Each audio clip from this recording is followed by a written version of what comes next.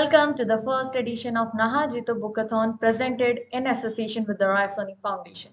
In this session, we are going to explore the book I Want a Boy. I Want a Boy explore the deep-seated gender preference in India where women risk their life and health to deliver a son. As an obstetrician, I have witnessed the societal pressure, extreme rituals, and selective abortion that perpetuate this bias. My journey from an idealistic doctor to a witness and victim of these practices revealed that ongoing struggles for change. This book calls for greater awareness and empathy towards women's health and rights. Our speaker for today's session is Dr. Aruna Kalra is a renowned laparoscopic robotic surgeon and gynecologist with 25 years of experience, a gold medalist from KMC Mangalore. She specialized in minimally invasive surgeries and natural painless birthing. As the director of OBGYN at CK Birla Hospital, she focuses on addressing the psychological challenge of motherhood. She is also a TEDx speaker too. In her free time, Dr. Kalra enjoy Bharatnatyam dance, reading, writing. Now, I would like to hand over the session to our speaker. Hello, I'm Dr. Aruna Kalra. I'm an obstetrician and a gynecologist and a robotic surgeon. I have been practicing medicine for more than 23 years now, and I love my job. As an obstetrician, I try to deliver all my patients without any labor pains, which is called painless delivery, and we do normal delivery even after cesarean section, which is called VBAC or vaginal birth after cesarean. And I specializes into minimally invasive robotic surgery and laparoscopic surgery. So all these things which I do and I help my patients, it started long back when I was a 17-year-old girl.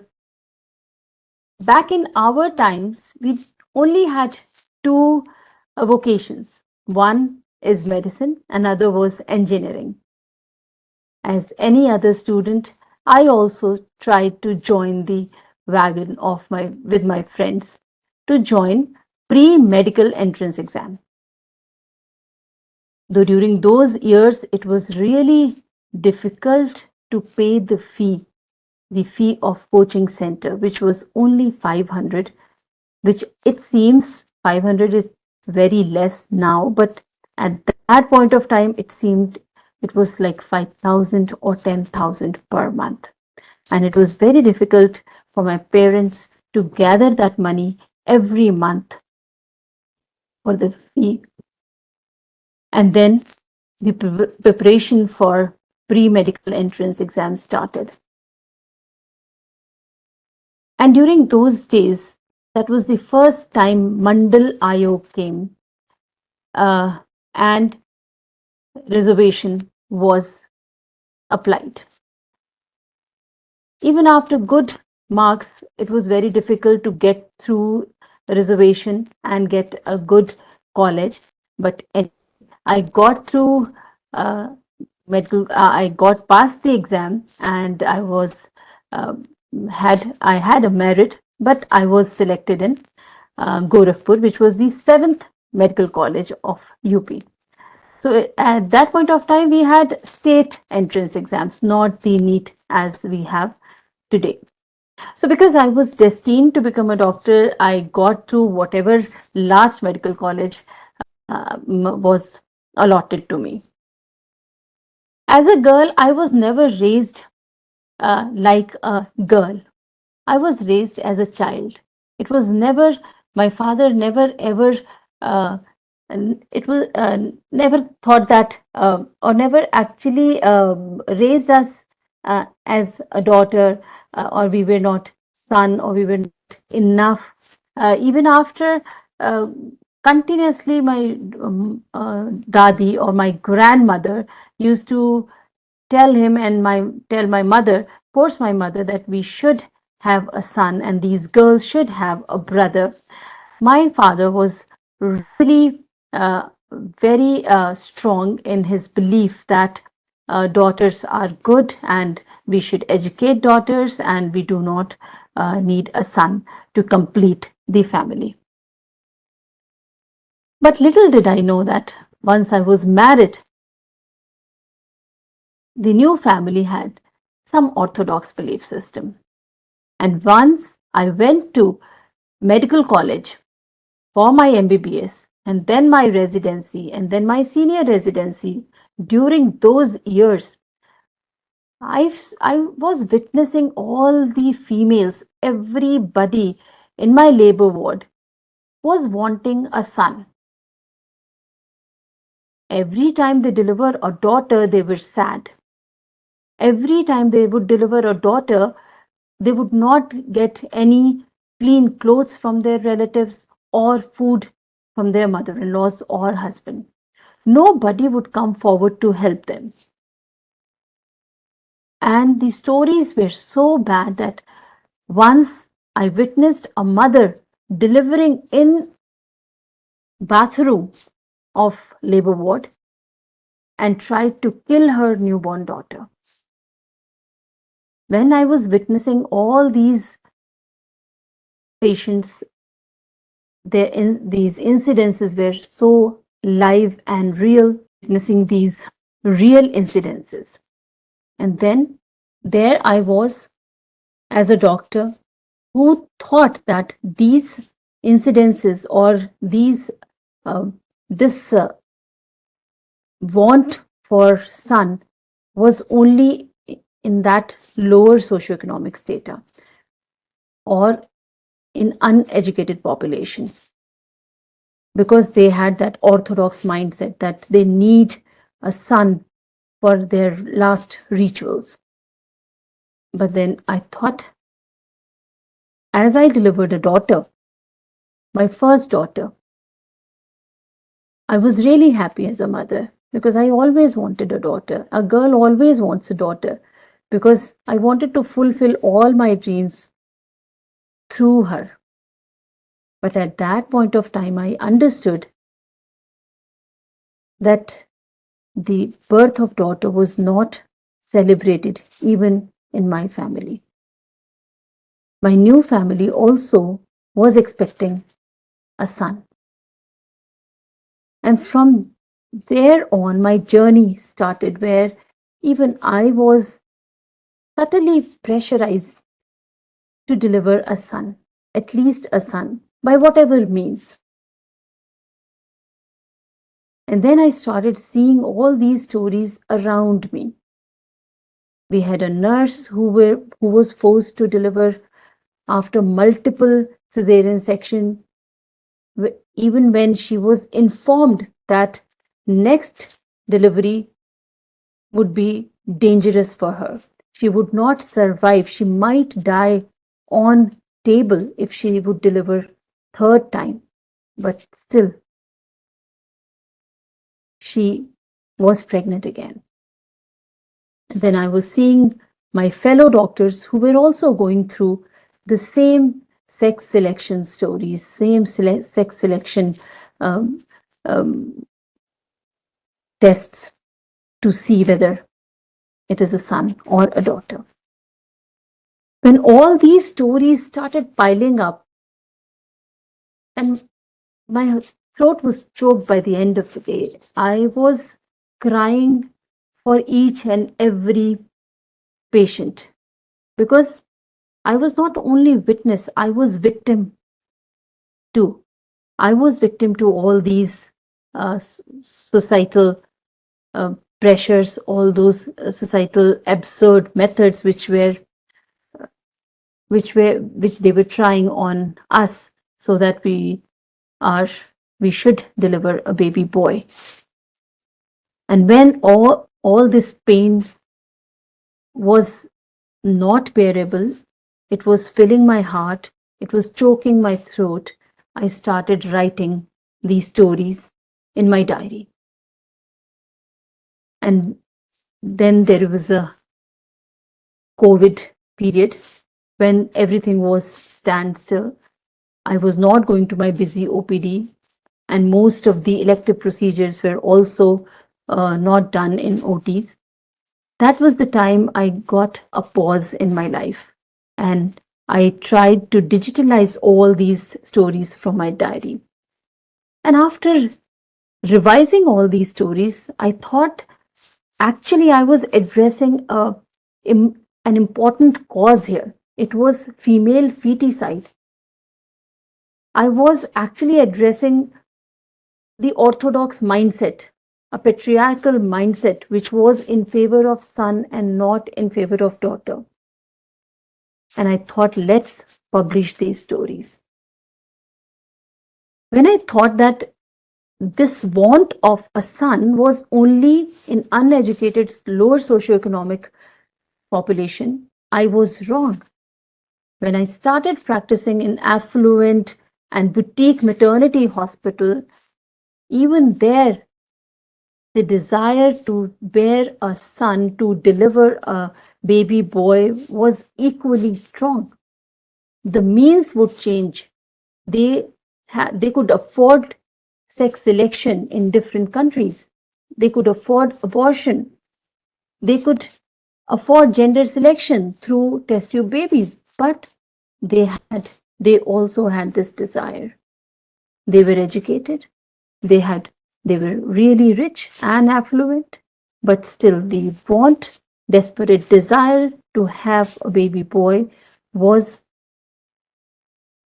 throughout our fabric, is throughout in Indian fabric. And that's when I thought that these stories should come the light of the day. And this is my book, which is I Want a Boy. The title was always clear to me. I always wanted to name it I Want a Boy. And the cover, which we thought many a times like what it should be. First cover was a blood soiled linen on a labor bed, and the blood was flowing on the floor, which was a little too bloody. And then this cover we all selected, in which there's a baby girl inside, or you can say baby boy, whatever you want to. So the mother is thinking about uh, she wants a baby girl, but the society wants her to deliver a baby boy. So when I read this, let me just read the back of the book. An estimated 4 to 12 million female fetuses have been aborted in the past 3 decades, and the brutal killing still continues. In an era of technological innovation and evolving social values, one would expect traditional biases to be a thing of past.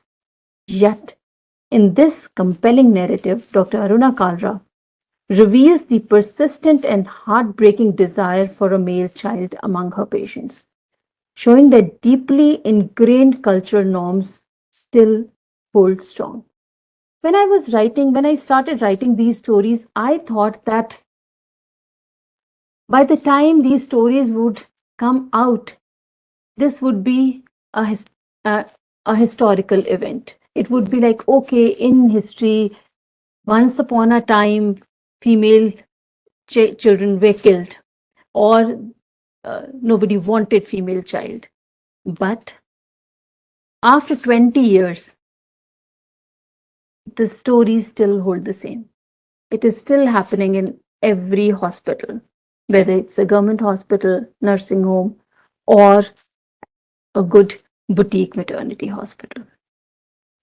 So, in this book, I have definitely written the stories of my patients, but it also has stories of my MBBS years. So, these stories are from a doctor's life. It has MBBS years, internship, and how we feel that how after completing our MBBS, we still don't feel like we are doctors because we do not know how to treat patients. And during those internship years, how we evolve as doctors. And then during our residency, how we become a complete doctor. And how treating a patient is so fulfilling, and how we get connected to our patients, how we feel kinship with our patients. And this is the story where protagonist is witnessing all the pain and and is a victim also. She's also going through so many absurd methods to ensure that the baby in her womb is a boy. Though I would say that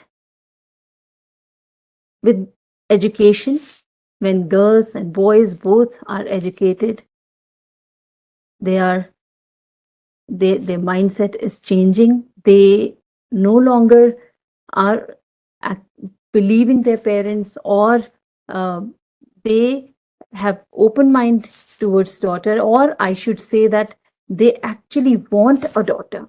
And when they deliver a second daughter, they are they are happy again. They say that they wanted a second also. The second daughter is also, they always wanted two daughters. So this mindset is changing. We are seeing a silver lining, but the subset, the percentage of these young couples is very little. They are coming out of that orthodox mindset. Now they are living out of their house. They are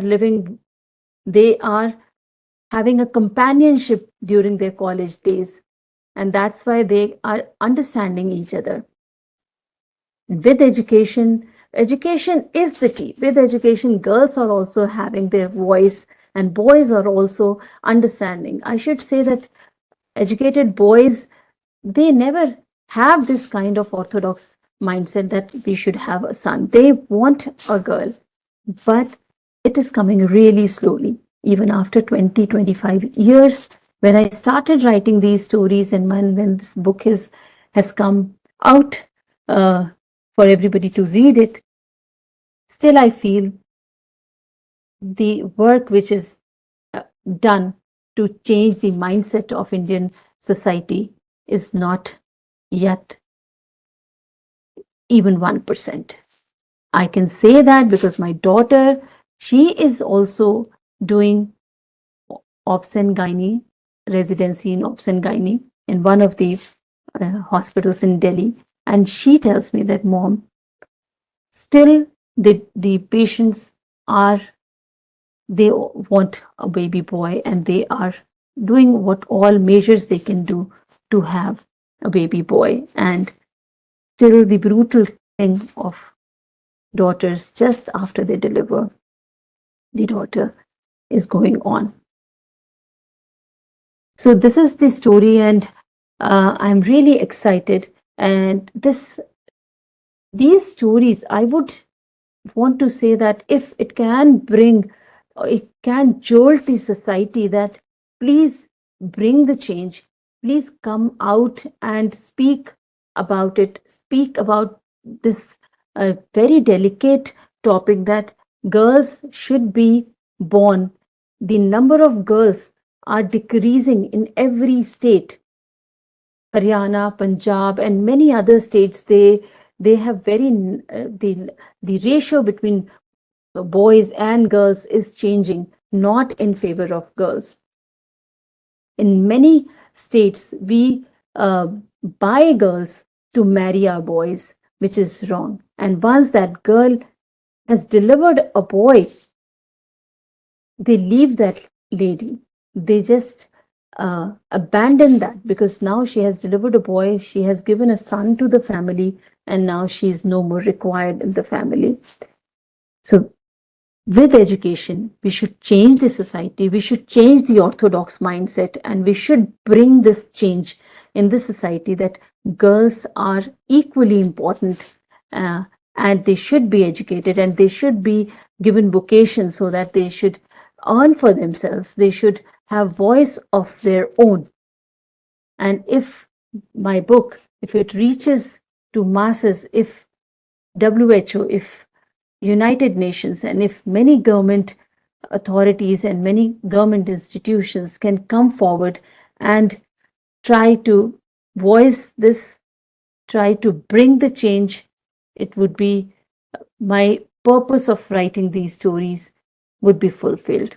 And these lives which are gone, which are uh, which have actually ended with post delivery excessive bleeding, and these girls who died because of post delivery complications, because of post abortion complications, just because they wanted a boy or a son, their lives would be the stories would be worth this if this can see the light of the day, if it can the message, this social message can be spread to masses that please stop brutal killing of newborn girls and please give them education.